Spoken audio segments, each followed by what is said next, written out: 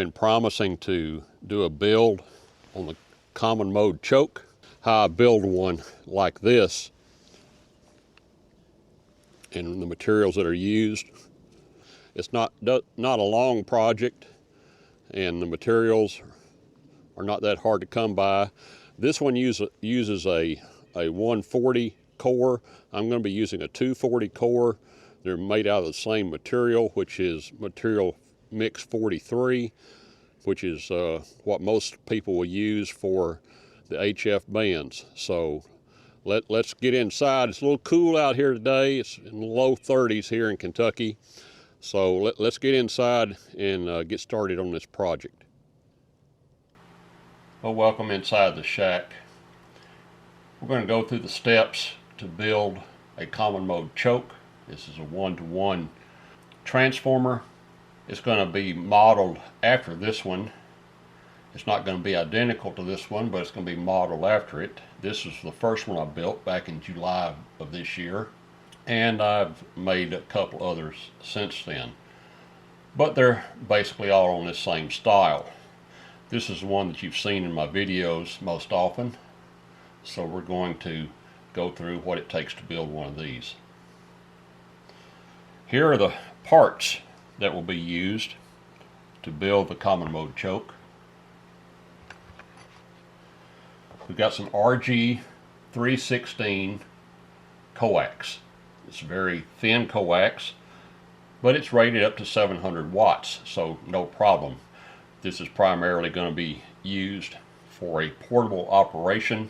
Most people are going to be running 100 watts or less, even QRP, so more than sufficient.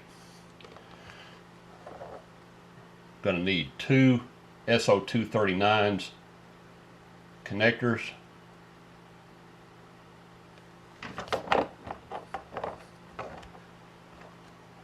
Going to need a toroidal core, a ferrite core.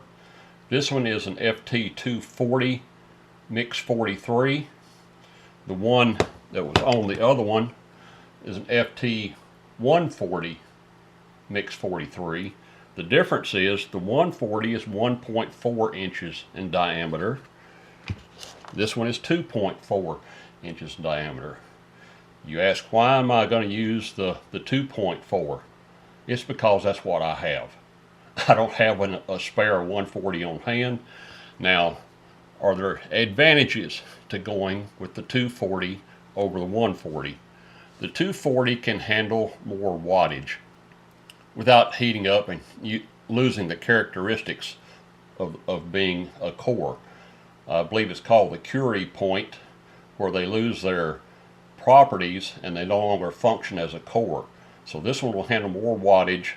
So if you're running digital, I would recommend using this one over the 140, but this works extremely well as it is.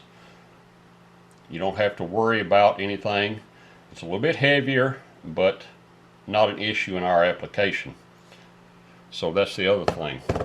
We'll use a few wire ties, zip ties. If you're going to leave it outside very long, black is the recommended color because black resists UV, the white ones do not. And we'll need a little hardware. These are some 6/32 inch screws with the nuts, and these are half inch long, which are more than sufficient to go through the plastic. Now, the plastic I used for my original one, you might recognize this if you look closely. It's a cutting board. It's a lot thicker than what is really needed. So I found some other ones. Go down to your local dollar store or Walmart or wherever you do your shopping for cheap plastic items. Find you one, or in this case I bought 3 different sizes of cutting boards in one package for a little less than $9. That's a lot of plastic. I'm only going to cut out a 4-inch section here for this project, and we'll do that later. But you only need like a 4 by 4 inch square to mount to. and it's not as thick as the other one, but it's rigid enough. It doesn't have to be super rigid. It's better if it's not too brittle, so it's okay if it flexes a little bit. It's not going to affect the performance of it any whatsoever, and it may survive better if you drop it or whatever. The only other thing we might need, other than that, is some hot glue. I'll have links to all this in the description, where you can go to Amazon and buy it there if you can't find any of this locally, or another supplier that you may use. As far as the RG316 coax, we're only going to need about 46 inches or less, so 44 feet and less is all you're going to need. We'll need 2 of the SO239s 4x4 plastic, 1 pack of the screws with the nuts, zip ties, hot glue, and 1 of these cores. You don't need both of them, just 1 of them, whichever one you choose. Either will work in a low power application, and by low power I mean anything 100 watts or less. Obviously I've been using this one here, which is the 140, and I run 100 watts with no issue. You can see the hot glue here. This is the purpose of the hot glue, is to protect the connections once they're soldered in. That way they're impact resistant more or less, and won't break off, from normal wear and tear. And that's the reason I put the hot glue on there. So let's get on and building and see how all this goes together. The choke that we're going to build has a total of 18 turns, 9 on one side, 9 on the other, with it crossing through in the middle. We'll show you how all that goes together. But it's going to be a total of 18 turns, and then we'll test it with nano VNA after we're completed, and we'll show you what it does. Before we get started on winding it, I'll show you what the nano VNA reads before the coax goes through the core. Okay, here we have our 46 inches of RG316 coax. And what the purpose of the common mode choke is to get RF off of the shield, the outer shield of the coax, keep it from coming back to the radio. And what I've done so far is I've taken the shield off of the center conductor and then twisted it up here. And I'll show you how I did that. I just got some pliers or something with a smooth round tip, just insert it into the braid and just gently pull up on it to take the weave out of it, a little at a time. You want to save, don't want to break the wires if you can help it. You want to save them all, and then just take them and twist them together. And we'll use that to connect to the SO239 shield later. What I'm going to do first is I'm going to show you what the readings would be for the coax without it going through the toroidal core. So let's do that. I'm going to leave the core over here. I've got my test rig here, and what I've got, again, this is not optimal. This is what I had, so I made it work. I had some adapters to go from SMA to RG6 coax connector, and I've got the shields twisted together here, and then I've got a alligator clip on each of the center conductors, and that's where we're going to test. And I calibrated the VNA for this so we can see what the readings will be at the various stages here. So I'm going to take one end of the coax shield, connect it to one alligator clip, and take the other end and connect it to the other.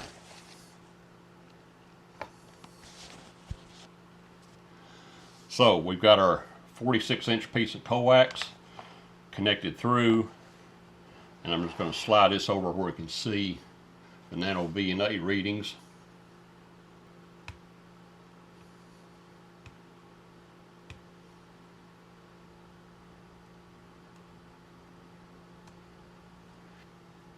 We're in log mag mode, S21 log mag. And what that means is there's a signal being transmitted out here on S11, and it goes out, goes through our coax, and then comes back in on S21, and it's reading that, and it's displaying the relative signal strength based on what's being transmitted compared to what's coming back in on port S21. This little line right here, I'll zoom in so you can see it better. This little indicator right here, this is 0. This is plus 10 up here, the top line, and then each line going down is increments of 10. So that's minus 10, minus 20, 30, 40, and so forth. Just with the coax as it is, here we're about negative 10 dB at 29, 30 megahertz is where we are right there. And this scan goes all the way up to 60 megahertz. That's what I've got programmed into it. That's what I calibrated it on. It's from 1 to 60 megahertz. So at 1, we're at 0, it loses a little bit and so forth as we go down. Now what I want to do, just for giggles and grins, I'm going to show you how it changes as we make loops through this core. I'm going to do a few of them. I'm not going to do all of them, but just give you some indication of how this works. So I'm going to take the core, I'm going to take one end of the coax, and all we're testing it is the shield. We're not really testing the inner conductor at this point. All we're testing is the shield, because that's what the common mode current travels on, is shield. Alright, so now we've got a loop through the core. Reconnect it there. Not a lot of change. 0 here, negative 10 here, and a little bit more than negative 10 out here. It's probably about a negative 12 all the way out there at 60 megahertz. So that's just one turn through it. So let's make another couple of turns. Okay, that's four turns through the core. You see it's dropped down considerably. Now we're out here at negative 20 at around 40 megahertz, if I'm not mistaken. Somewhere right in there. We're between 35 and 40 megahertz. We're down at a negative 20. You may recall that for each 3 dB of signal change, you're either doubling or halving your power. So we've cut the power in half little over six different times, because 3 and 6 is 18, and we're down around negative 20. So we've cut the power in half 6 times. It gets pretty low pretty fast. We're going to be getting it down to around a negative 40. So basically it's going to be removing all the common mode current from the coax. So let's go ahead and get started, and we'll wind it onto the core. Show you the purpose of the wire ties, zip ties. It's to hold the cable in place while we're winding it, and then to hold it in place once you're through winding it. Just stick it through, leave about 2.5 inches. Doesn't have to be precise at this point. And then we'll cut off the excess.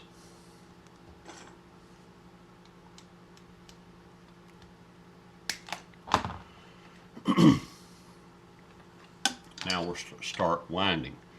Just run it through, pull it tight, try to keep it tight as you go, get all the slack out of it.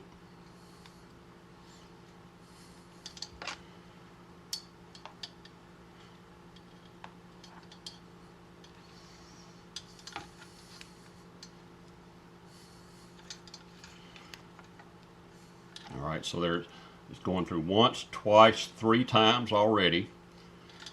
Every time the wire goes to the center of the core, that is a turn. So there's 4. We're going to go through 9 times.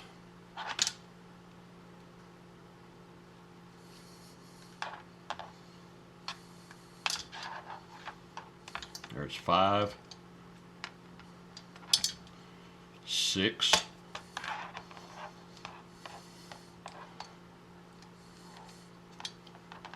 7, 8, and then the 9th one goes over and through to the other side. I can get my thumb back out. All right, now we'll start wrapping in the opposite direction, 180 degrees opposite where we went through. So that's 1, that's 2, 3, 4, 5, 6, 7, 8, 9. Okay, let's get another cable tie to hold this winding in place.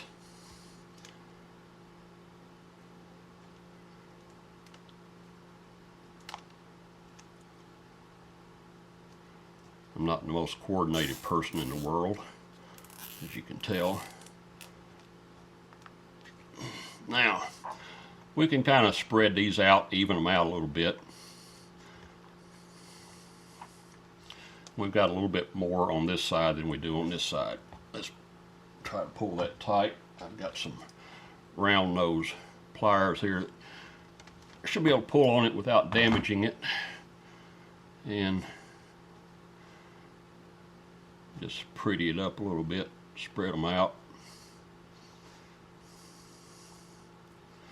And the main thing looping it through does, as we did where we came over the top and went under and started wrapping the opposite direction, is it brings your ends out on opposite sides of the core.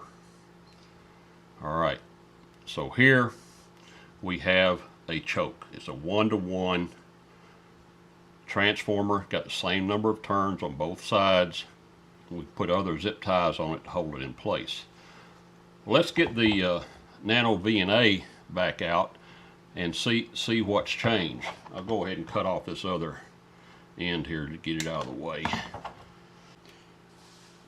Okay, you can see we've got our choke connected back up, connected to the shield on each end, back through our jig into the nano VNA.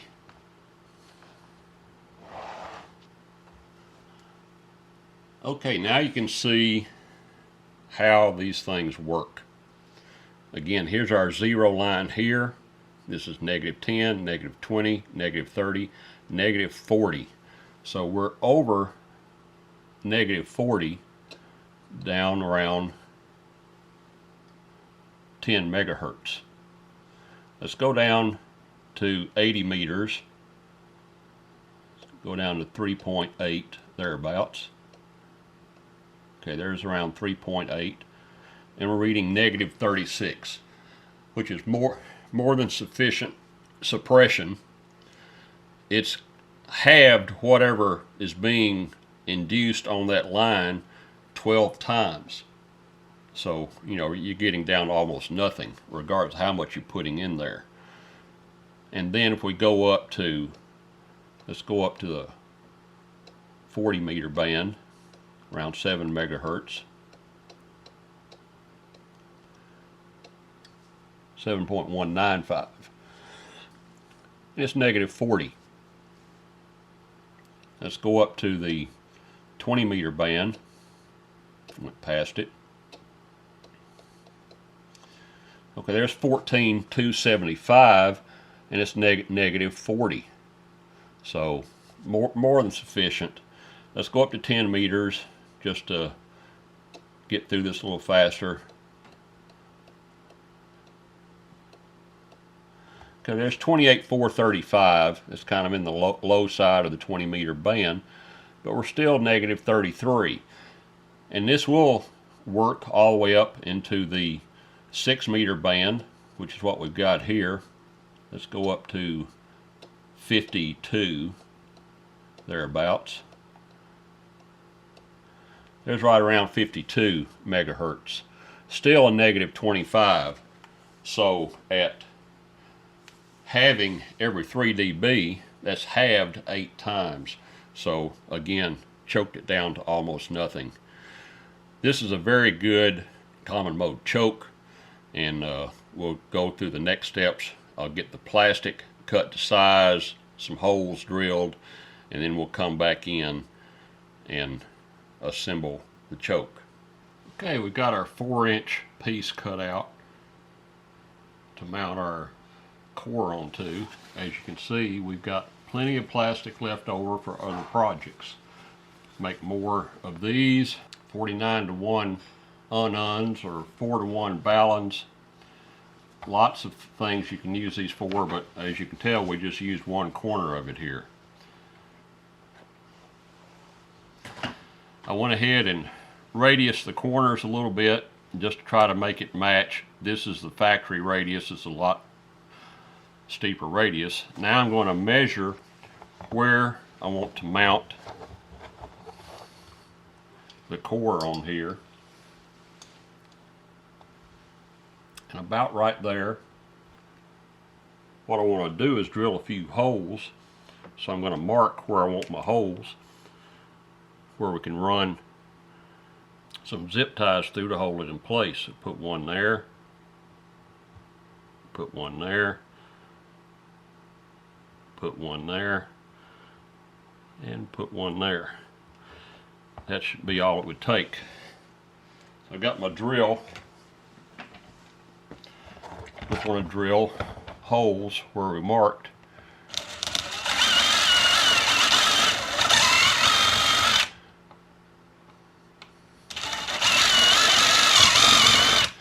No precision about this, just mark it around. We're going to pull zip ties tight so it'll anchor the coil in place. So there won't be any stress on the coax itself and the connectors. So now we've got our holes. We can zip tie this thing in place. So about right there.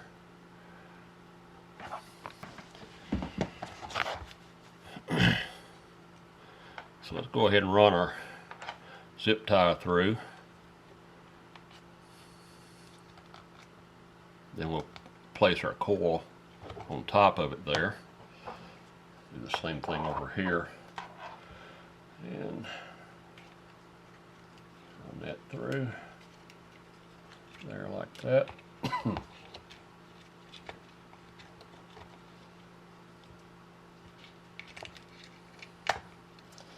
Okay, now we'll just set that down over the top. Looks pretty good.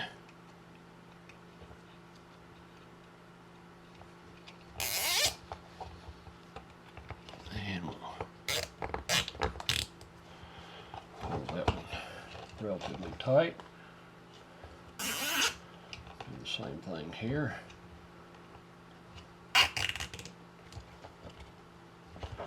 Now cut most of that off to leave enough where we can pull it tighter when we get through. Just get those ends out of the way so we won't be poking ourselves in the eye or whatever.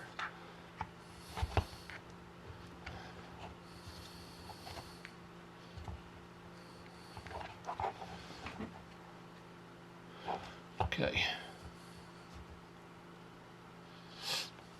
So let's mount the SO239s. We've got our machine screws and nuts here. Go ahead and pour those out.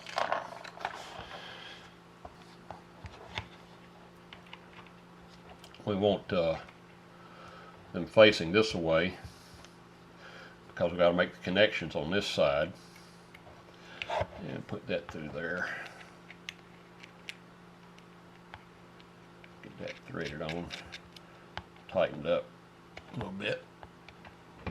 I'll get another screw in here.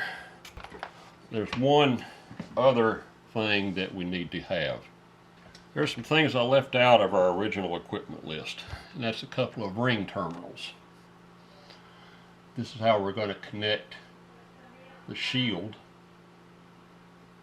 onto the back of the SO239 with the screws that are going through there.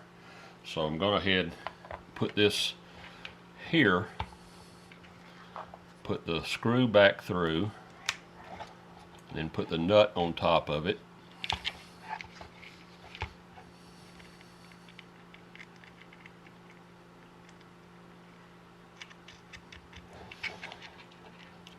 Like so. So the ring terminal will be between the nut and the plastic there. So it'll be making good mechanical connection with the plastic. And need to see how I want that oriented here. Okay, I think bending it up like that's going to be the best way. We can solder that into the ring terminal and bring that over. Putting it right there, I believe, would be the best place. That way we've got enough to put down into the center conductor, down into the center of the SO239. Okay, we're going to tin the ends of the coax here with soldering iron. Put a little dab of solder onto the iron, touch it to the shield of the coax there, and put some solder on it. Do the same thing here for the center conductor. Tin it, and we'll put some solder here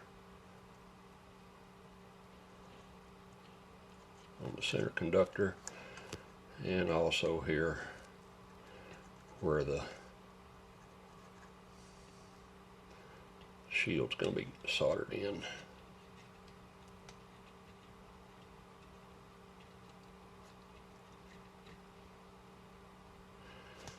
Alright, I think we probably got enough there.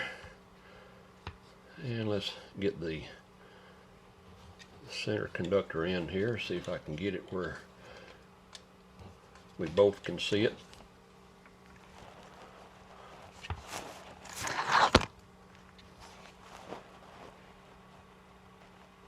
Let's see if I can get that in there.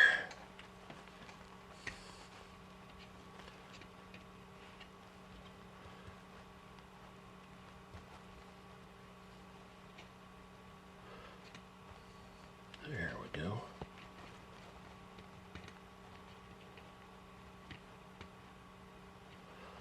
All right. That should be in. Now, get the shield in here. Get that heated up and pushed in.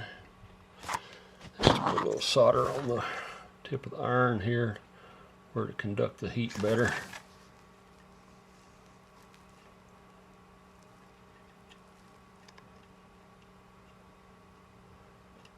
There we go.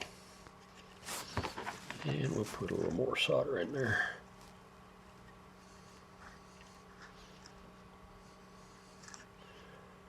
Alright. That should have it. That side is soldered in. I went ahead and put all 4 screws in while I was waiting for the soldering iron to heat up. And we will put some hot glue on this after we've tested it to help protect the connections there. Alright, so let's do the same thing over here on this side. Put a little solder on the tip there.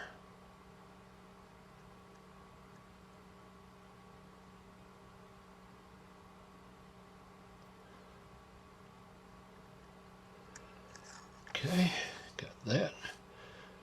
Do the same thing here with the shield.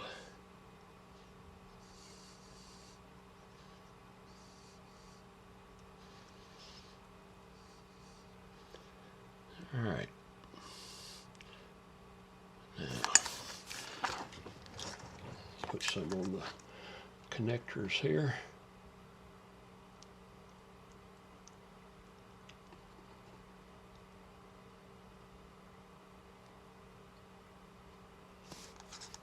And here.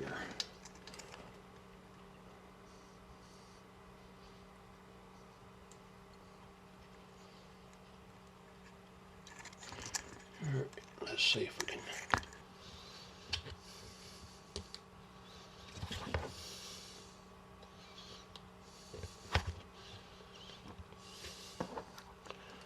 I'm going to try to put the shield in first on this one.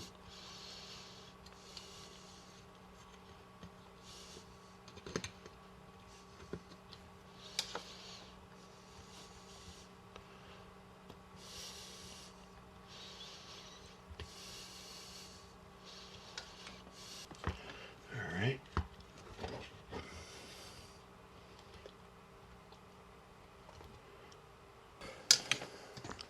Center conductor here.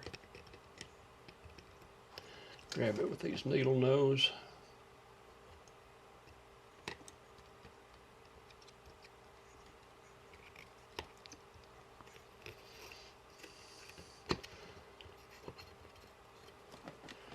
Let that cool a little bit, and it should stay. All right.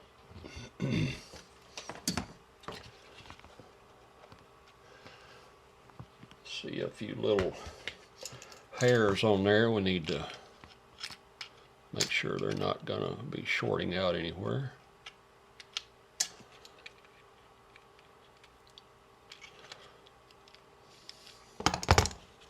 Now let's get this soldering iron out of the way so I don't get it on me, as I've been known to do. All right. So we'll tighten up these screws and nuts here.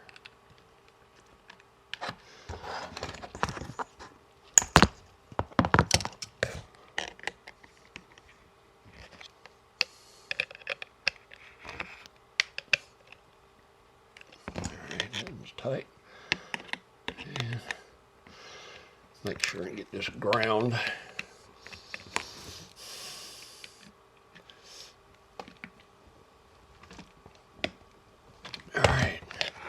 It's tight. So we got all four tightened down.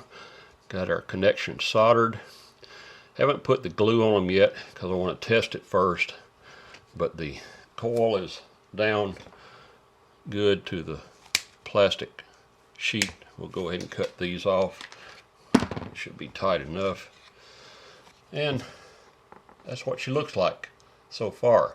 So let's get the Nano VNA and we'll give her a test.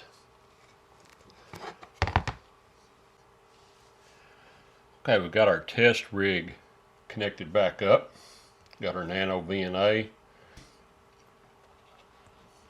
You can see we're connected to the shield screws on each side of the transformer here, and we'll take another set of readings and see what it looks like now.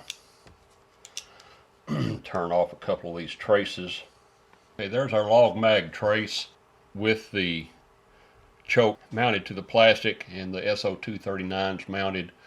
This is what it looks like going through the shield, which is where the choke takes place, is on the shield side. And you can see here, this is zero line. There's 10, 20, 30, 40. So we've got about 42 at the low point there. And the frequency there is around 9.5. And it starts going back up from there. If we go back up to 3.8, we're still at negative 37. If we go up here to the 10 meter band, there's 28,287. And we're still at 30 there. So very good choke. That'll work very well. Now I'm going to test it through the coax. Use the coaxial connectors and see what kind of readings we get there. Okay, I've got the common mode choke connected via some coax adapters. It's a mess over here. Wish I could show it all to you, but it's the only way I had to get connected to the PL259. Again, you use what you got. I would wish it was better, but it is what it is. But you can see here at the top, from 1 to 60 megahertz, it's flat, pretty much right on the zero line all the way across. That's on the S2-1 log mag. It's pretty much flat all the way across. We got connectivity all the way through. The main thing we're looking for is for it to choke the common mode current that's on the coax, and it's going to do that as we saw in our previous test.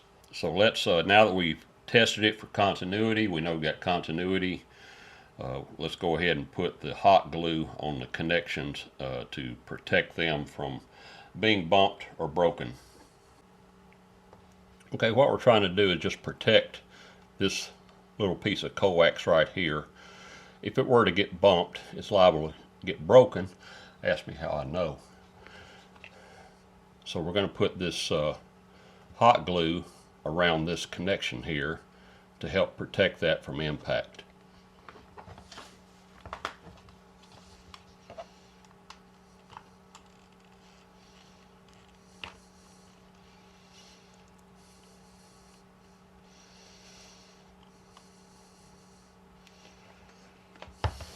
Okay, got that one pretty much covered up.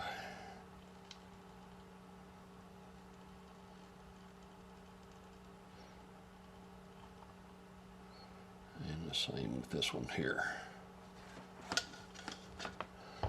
And I normally get some little strings of hot glue there. If you've ever worked with hot glue, you know what I'm talking about. We'll put just a little bit more on here to help protect it. It doesn't affect the conductivity there. I've used this on the other one for some time. It does help protect it, and gives it some extra strength, and that should be sufficient just to protect that center conductor there from impact. The shield is pretty sturdy. I may put a little bit on that just for good measure anyway.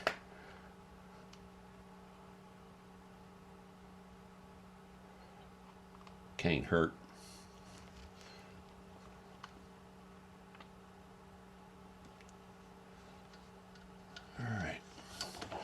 We'll get all those little filaments of glue off of there after it cools.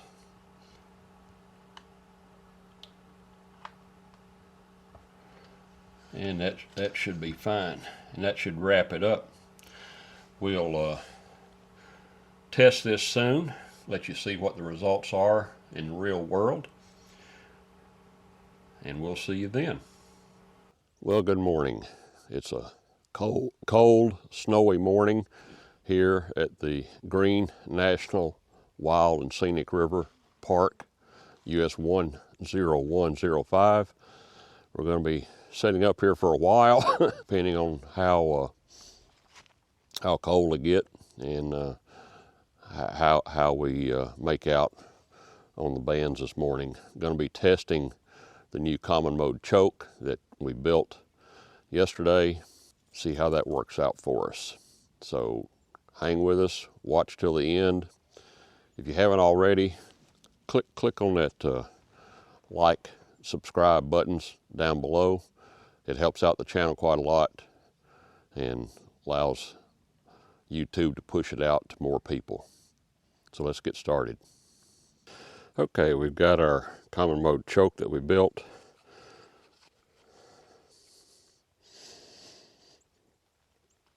Ready to put on the antenna. I went ahead and labeled it because who knows, a few months or a few years down the road, I may not know what this is for. So I labeled it when it was built. So let's go ahead and set that up. Okay, we've got our common mode choke mounted. I normally wrap my coax around the base of the mast like that. It just helps keep everything in place. Take some of the strain off of the BNC banana connectors there. I've got my radials set at 90-degree angles. There's, you can see that one out there, and see that one there.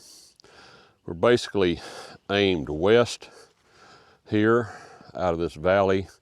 You can see right back here to the south of us here, maybe, there's a pretty good ridge right there, not too far away. We're here at the campground. There's the Beast, 1985 military Blazer with a 6.2 diesel engine. That's a custom-made front bumper. I did that myself a couple of years back. Really enjoyed that. And here's the Green River.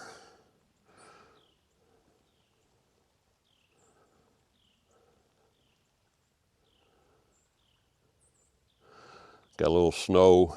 It's cold enough to keep it on here. It's not going to melt off today. High is going to be in the mid-30s. It's somewhere in the high 20s right now.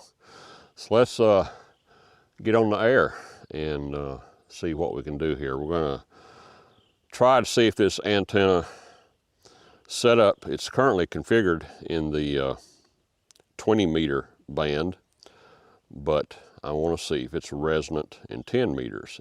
Theoretically, it should be, but we'll give it a test and check it out. Okay, we're testing the resonance of the poor man's POTA Performer when it's configured for 20 meters, 14 megahertz, and this is this yellow dip right here, and that's where it's tuned to. There's another frequency that is somewhat tuned, but it's up at 45 megahertz. So we were wondering whether or not this would also be resonant on the 10 meter band when it's configured for a 20 meter band, and it is not. So that answers that question. So in order to work 10 meters, you'll have to reconfigure the antenna to the 10 meter configuration. So let's see if we can get on the air here this morning and see if we can do any good. CQ Parks on the air, CQ Parks on the air. This is Kilo Mike 4, Zulu Kilo Bravo. CQ Parks on the air. Let's get this station ending in Lima.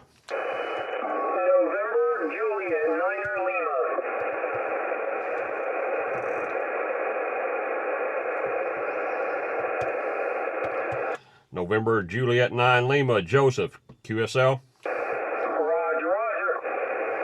Got you 5-9 plus here in Park US 10105 and US 0050. That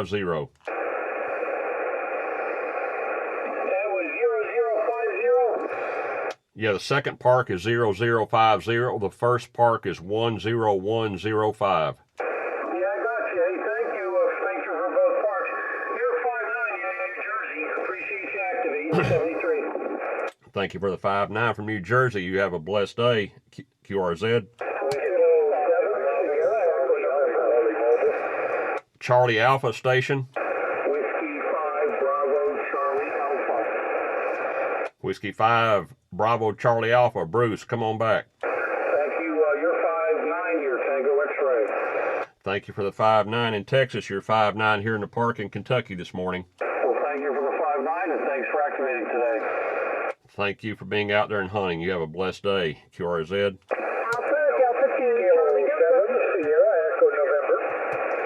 Alpha Delta 2, Charlie Delta, Toby, come on. You're 5-9 New Jersey, QSL.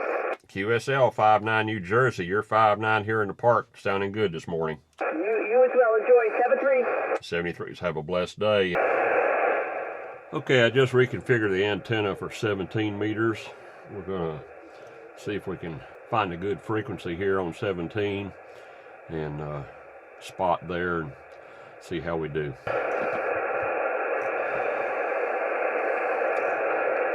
CQ Parks on the air, CQ Parks on the air. Kilo Mike 4, Zulu Kilo Bravo, CQ Parks on the air.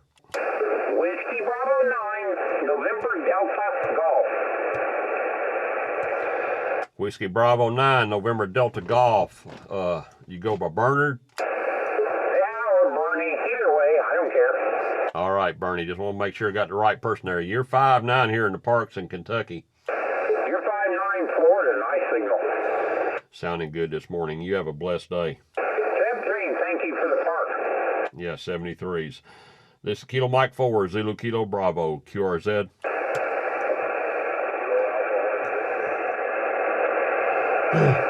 Was that Kilo Alpha 1 Victor? Yeah, I was on the wrong antenna. Kilo Alpha 1 Victor, Massachusetts.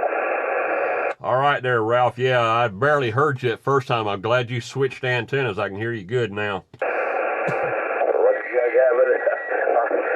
I have an antenna remote control here. Yeah, I finally got you in the right place. You're 5'9", Massachusetts, over. Yeah, you're about 10 over on me. Sounding good there, Ralph. Thank you very much. It's 73. Have fun. 73s. Have a blessed day, QRZ. CQ Parks on the air. CQ Parks on the air. Kilo Mike 4, Zulu Kilo Bravo. CQ Parks on the air. Hotel 3 Kilo Radio. Okay, the Kilo radio station, come back. Okay, this is Delta Hotel 3 Kilo Radio. Delta Hotel 3 Kilo Radio. The handle is Ralph Romeo Alpha Lima Foxtrot. Good evening from Germany. Your port is 5x8. QSL. QSL, Germany there. Delta Hotel 3, Kilo Romeo. You are 5'7" here on me this morning, over.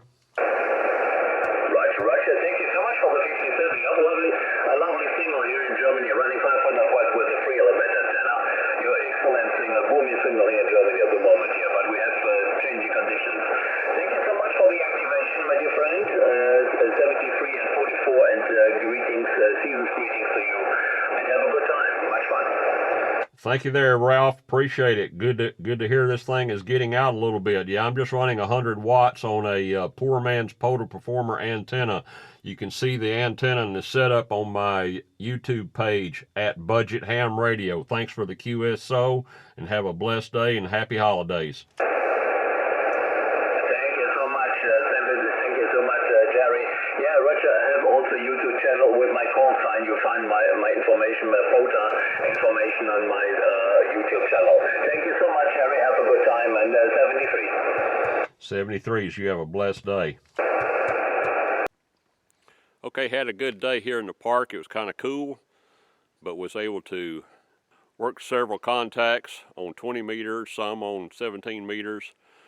Everything's working well. The common mode choke that we built did its job, had no problems, had good signal reports. The common mode choke keeps RF out of the blazer and also allows the radials on the poor man's POTA Performer to do their job. Instead of the coax radiating, the radiation is confined to the radials themselves and the driven element. Be sure and click on the buttons down below. Like, comment, subscribe, ask questions. Be glad to try to answer them if I can. I want to make sure everybody understands I'm not an expert. I'm not an engineer, but what little I know, I don't mind sharing. What I go over here in my videos is what I've researched and what practical application I've found for it. Enjoy. Go out there and experiment, get on the air, play radio. This is Kilo Mike 4, Zulu Kilo Bravo. We'll catch you next time.